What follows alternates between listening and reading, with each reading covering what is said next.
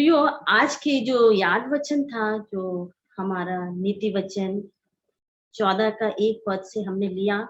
यहाँ पे इस तरह से है कि एक बिल्डर जो होता है, मकान बनाता है, तो वो क्या करता है कि वो ईंट, सीमेंट, गारा और लोहा वगैरह एकत्रित नहीं करता है।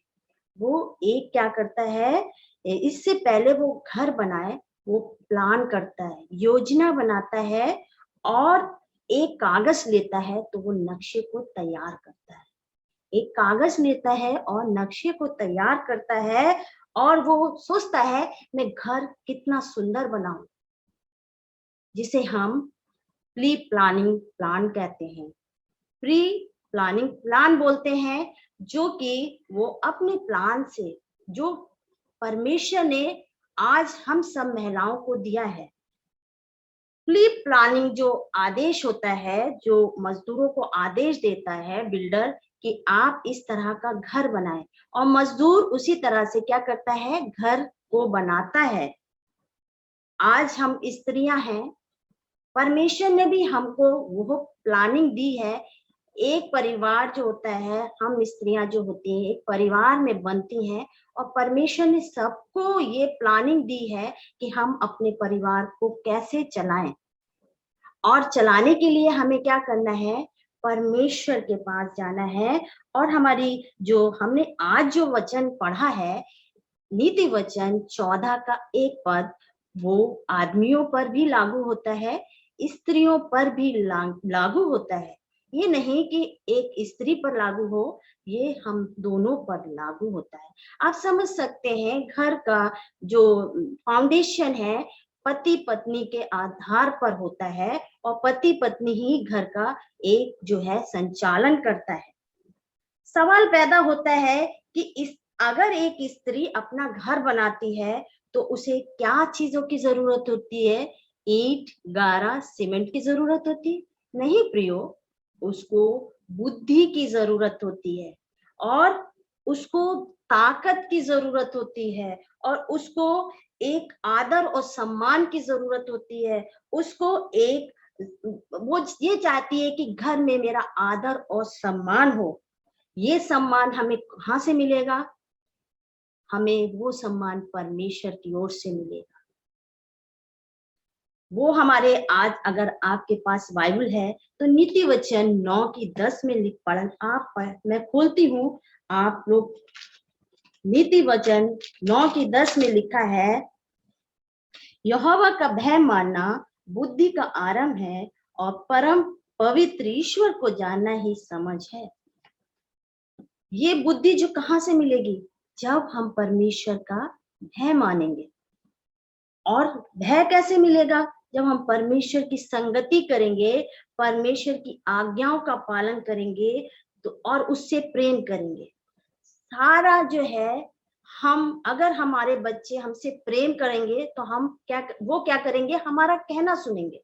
इसी प्रकार हमारा स्वर्गीय पिता जो ऊपर बैठा है, वो चाहता है कि हम उसकी आज्ञाओं का पालन करें और उससे प्रेम करें। और ये प्रेम, ये बुद्धि जो है, हमें यूं ही नहीं मिल जाती है। हम भोर को उठें, प्रार्थना करें, परमेश्वर से बुद्धि मांगे, जैसे सुलेमान ने परमेश्वर से कुछ नहीं मांगा, सिर्फ बुद्धि ही मांगी प्रियो, और परमेश्वर ने उसे दिया। बुद्धि के साथ साथ उसे धन भी मिला, उसे वो शौहरत भी मिली, उससे सारी चीजें सुलेमान राजा को मिले। क्यों मिली? क्योंकि वो परमेश्वर की आज्ञाओं का पालन करता था और उससे प्रेम करता था। क्योंकि हमारी आय जो है, वो साफ साफ बताती है। अगर आप निकालें नीति वचन 3 की 5 और नीति वचन 3 की 5, 6, 7 हम पद पढ़ेंगे। 3 आयतों में स्पष्ट हमें मालूम हो जाएगा कि परमेश्वर हमसे क्या चाहता है। तू अपनी समझ का सहारा न लेना, वरन संपूर्ण मन से यहोवा पे भरोसा रखना, उसी को स्मरण करके सब काम करना, तब वो तेरे लिए सीधा मार्ग निकालेगा।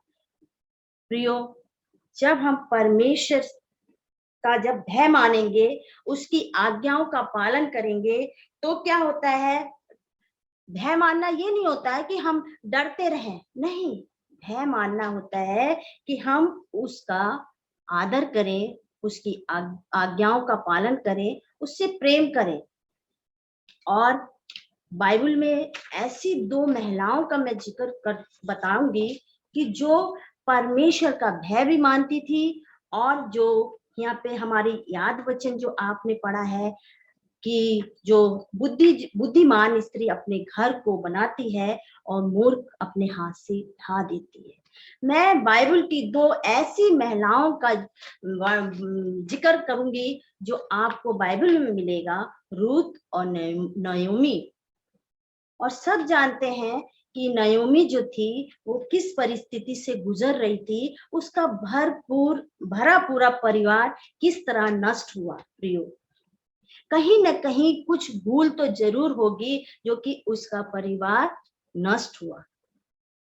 आज हमें जांचने की जरूरत है। अगर हम समझदार नहीं है तो हमारा घर जो बर्बाद हो रहा है, परेशान है, दुखी है, कलह में है, तो कहीं ना कहीं हम महिलाओं में गड़बड़ी है।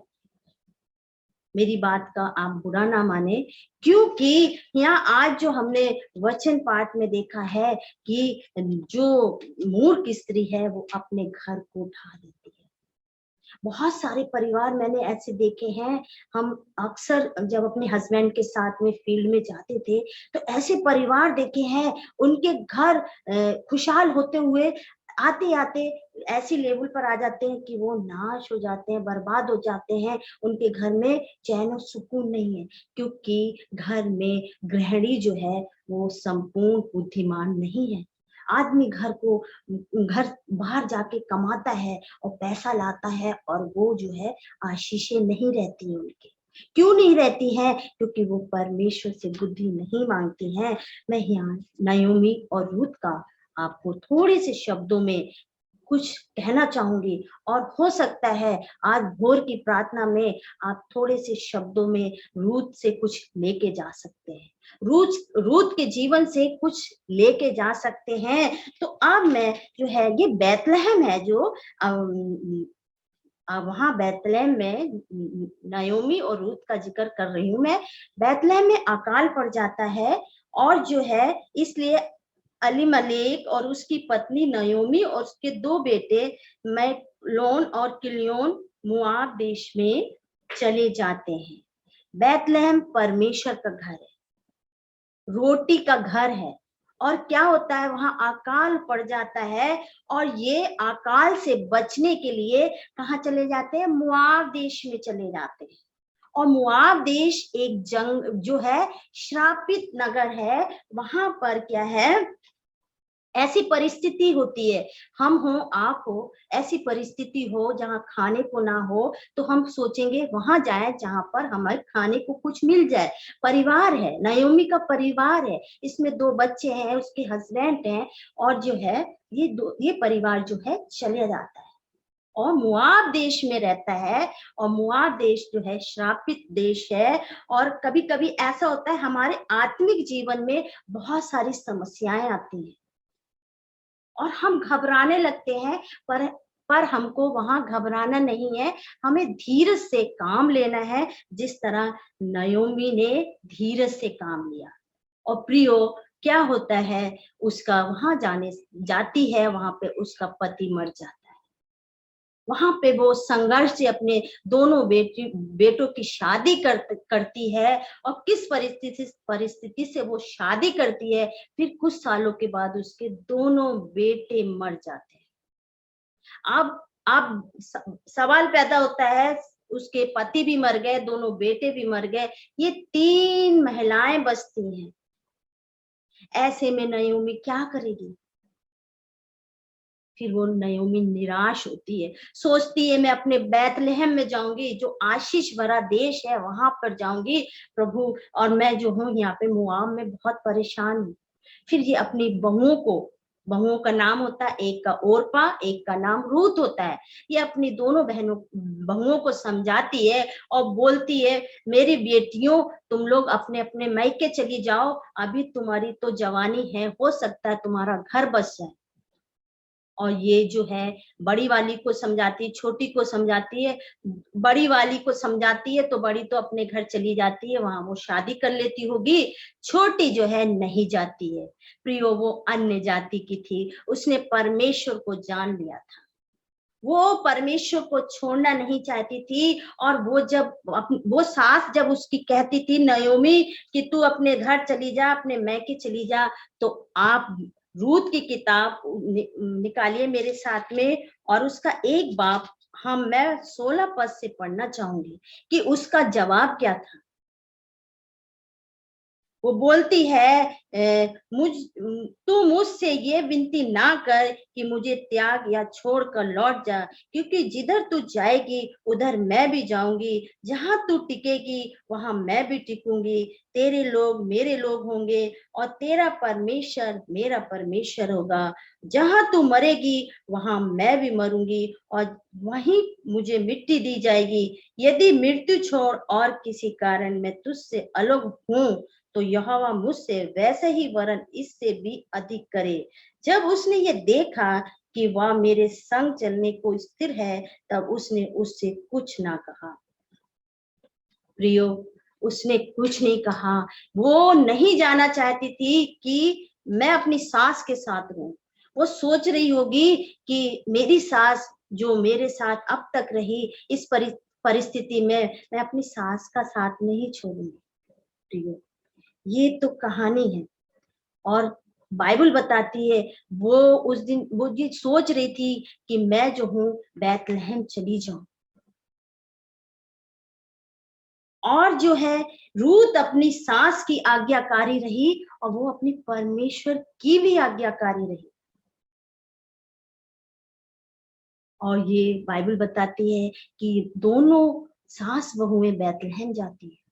बैतलहम में इस लेडी के जीवन में बड़ी कष्टनाक दाग स्थिति होती है। कुछ भी नहीं होता है, ये मेहनत करती है। ये दोपहर में दूसरों के खेतों में सिल्ला बटोरती है, और जो सिल्ला मीन्स गेहूं बटोर के लाती है और कूटती है और पीसती है, और पीसने के बाद आटा गूंद कर अपनी सास के और अपने लिए खाना बनाती है। उसकी परिस्थिति अगर आप अपने मैं समझ सकती हूँ कि इतनी धूप में वो कैसे जाती होगी। कष्ट उसने सहे पर कभी शिकायत नहीं की। प्रियो, आप जब ये देखती है जो नायोमी कि मेरी बहू जवान है, तो वो अपने एक उसके रिश्तेदार में बुआज नाम का एक शख्स है, व्यक्ति है, उसके खेतों में जो है ये सिल्ला बीनने जाती है। बाइबल बताती है ये व्यक्ति बहुत ही दयालु है, परमेश्वर का भय मानने वाला है, और ये जो है इस लेडी को अपनाता है। ये जो रूत जो है बुआज से शादी करती है, वो निर्णय भी अच्छा लेती है। समाज उसे बदनाम कर सकता था। रूत भी चाहती होगी कि मेरी नयोमी भी चाहती होगी कि रूत जो है मेरी बहू बुआज के साथ शादी करे। प्रियो, ये जो है दाऊद जो रूत जो है, इस प्रकार रूत दाऊद की वंशावली में गिनी गई। दाऊद की वंशावली में गिनी गई। इसके जीवन से मैंने बहुत सारी बातों को सीखा, उन परिस्थितियों को सीखा जो मैं आज आपके सामने शेयर करना चाहूंगी। पहला पॉइंट है, वो एक बुद्धिमान स्त्री थी। अगर वो बुद्धिमान नहीं होती तो अपनी जिठानी के साथ, जैसे जिठानी मायके चली गई वैसे ये भी चली जाती। वो बुद्धिमान स्त्री थी, पहली चीज। दूसरी चीज मैंने रूत के जीवन से सीखी है कि कठिन समय में भी वो प्रभु को नहीं छोड़ा उसने। वो जानती थी कि नयोमी के जो अन्य जाति से ये रूत आई थी, वो जानती थी नयोमी का ही परमेश्वर सच्चा परमेश्वर है। उसने उस कठिन दौर में भी अपने सृष्टिकर्ता परमेश्वर को नहीं भूली। तीसरी चीज मैंने उसके जीवन से सीखी है कि रूत विश्वास के खातिर सारे कष्टों को उठा रही थी। उसका विश्वास जो था इतना मजबूत था, कष्ट होने के बावजूद भी वो उन कष्टों को सहन कर रही थी। और चौथी बात मैंने उसके जीवन से सीखी, वो मेहनती लेडी थी। वो दोपहर में सिल्ला बीनती थी और अपने भोजन वस्तु को एकत्रित करती थी। जैसे उदाहरण है नीति वचन में ही है, चींटी का उदाहरण। मेहनती है प्रियो। और पांचवी और आखिरी चीज मैंने उसके जीवन से सीखी है, रूत बुद्धिमान के साथ साथ उसने एक नया रिश्ता बुआज से जोड़ा, उस व्यक्ति से जोड़ा जो दाऊद के वंश की कहलाई गई। प्रियो, ये तो दो स्त्रियों का मैंने वर्णन किया, नयोमी का और रूत का।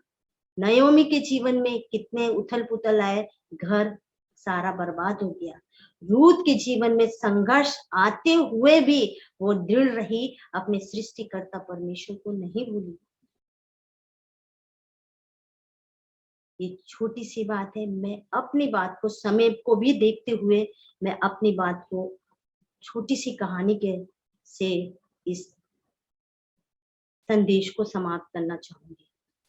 प्रियो, एक कहानी है, ये भी एक महिला की कहानी है और हो सकता है इस कहानी से हमको बड़ा लेसन मिले। हम जितनी बहनें हैं इससे सीख सकते हैं इस कहानी से। एक गांव में एक पति पत्नी रहते थे, बड़े प्यार से रहते थे और उनके पास मेहनत मजदूरी करते थे और चैन और सुकून हुआ करता था। पर उस घर का मुखिया में एक कमी थी, वो बीड़ी पीते थे। आप देखिए जो मजदूर लोग होते हैं या चाय का सेवन करते हैं या बीड़ी पीते हैं, उससे उनको क्या लगता है थोड़ी एनर्जी आ जाएगी तो हम ज्यादा काम कर सकते हैं। तो इस व्यक्ति में बीड़ी पीने की आदत थी और ये बीड़ी पिया करता था। औरत को बर्दाश्त नहीं था। औरत कहती थी बार बार, सुनो जी ये बीड़ी छोड़ दो और सब कुछ बढ़िया हो जाएगा। पर ये नहीं छोड़ता था। बोला ठीक है यार, मुझे सब कुछ तो कह, बीड़ी छोड़ने को मत कह। ये औरत बड़ी परेशान थी, दुखी होती थी, ईश्वर से प्रार्थना करती थी, हे ईश्वर मेरे पति की बीड़ी कैसे छूट जाए, परंतु बीड़ी नहीं छूटती थी उसकी। एक दिन की बात है, दोनों में तू तुम्हें में हुआ। तो पत्नी बोली, अब बहुत हो गया, तुम जितने की बीड़ी पीते हो उतने जो है तुम अगर 4-5 बंडल पीते हो तो उसके पैसे मुझे दिया करो, मैं तो उसको बचा के रखूंगी। पति बोला ये तो छोटी सी बात है, कौन सा मुझसे ज्यादा पैसे मांग रही है, दे दूंगा। अब ये पति जब भी अपने मेहनत मजदूरी करके आता है और जो ईमानदारी से उसको अपने जितने की वो बीड़ी पीता है उसको अपनी पत्नी के हाथ में पैसे दे देता है। और ये जो है पत्नी बड़ी समझदार होती है, ये जो पैसे लेती है और एक बड़ी सी गुल्लक में डाल देती है। और जब डाल देती है, रोज का रूटीन था, ऐसे इनकी जीवन बसर होता था, आराम से ये रहते थे। एक दिन बोली पत्नी, सुनो बहुत हो गया, हमारी फूस की झोपड़ी है, अब हम पक्का घर बनाएंगे, चलो एक कमरा तो बना ही देते हैं। पति बोला, क्या तुम बेवकूफ हो, हमारे पास पैसा कहाँ से आएगा और कमरा बनाने के लिए। बोली तुम चिंता मत करो और इंतजाम हो जाएगा, जाके तुम ईंट का रेट जो है मालूम करो, वो ईंट का रेट कितने का है, सीमेंट का कितना भाव है, सब चीजों को आप पता लगाओ और मुझे बताओ। पति बोला जरूर ये मैके से कुछ या मैके वाले देंगे या पता नहीं। वो बेचारा बहुत समस्या यानी कि चिंता करने लगा। अब वापस आया, उसको तो रहा नहीं गया, बोला सुन तूने कह तो दिया, जाके पता लगा। और मैं तो पता लगा आया हूँ कितने कितने का ये सीमेंट है, कितने की चीजें हैं, और अब ये बता पैसा कहाँ से आएगा। बोली धैर्य रखो, मैं अभी बताती हूँ पैसा कहाँ से आएगा। तो प्रियो, वो ले गई, एक खोदने वाला जो जिससे मिट्टी खोदते हैं, वो लेके गई और खोदा उसने और एक बड़ा सा मटका लेके आई। उसमें उसने वो मटका जो था पलटा, उसमें ढेर सारे सिक्के निकले। और जब ढेर सारे सिक्के निकले तो बोले, पति बोला, ये कहाँ से आए? बोले, तुम जो है ना इतने की बीड़ी पी जाते थे, मैं रोज पैसे तुमसे मांगती थी, वही पैसे जितनों की तुम बीड़ी पीते थे ना, वो पैसे जो है मैं बचा के रखती थी, ये वही पैसे हैं। प्रियो, ये कहानी है, बड़ा हमें बड़ा लेसन मिल सकता है। बहनों, ये समझदार स्त्री थी, इसने एक संसार का घर तो बना लिया, पर ये प्रभु से भी जुड़ी थी। उसने प्रभु से बुद्धि मांगी, और बुद्धि मांगी, प्रभु ने उसे बुद्धि दी, और वो घर बना सकी। इसलिए इस छोटे से संदेश से प्रभु आप सबको बहुतायत से आशीष दे। आइए अपने सरों को झुकाएं। मैं प्रार्थना करना चाहूंगी। धन्यवाद हो प्यारे खुदावंद यीशु मसीह, हम आपके चरणों में आते हैं पिता। आपने अनुग्रह और दया की है, इसके लिए धन्यवाद करते हैं पिता। धन्यवाद करते हैं प्यारे खुदावन, इस छोटे से संदेश को जो मैंने बताया प्यारे खुदावन, हमारी जितनी बहनें यहाँ एकत्रित हुई हैं प्यारे खुदावन, एक एक के जीवन में ये संदेश काम करे। महान परमेश्वर खुदा, होने दे प्यारे खुदावन, जो अंधेरे में है प्यारे खुदावन, वो उजाले में आए। जो समस्याओं से ग्रस्त है प्यारे खुदावन, काश वो परिवार बच जाए प्यारे खुदावन। मैं प्रार्थना करती हूँ, सुनने वालों को बहुतायत से आशीष दे। यीशु मसीह के नाम में होके मांगती हूँ, आमीन।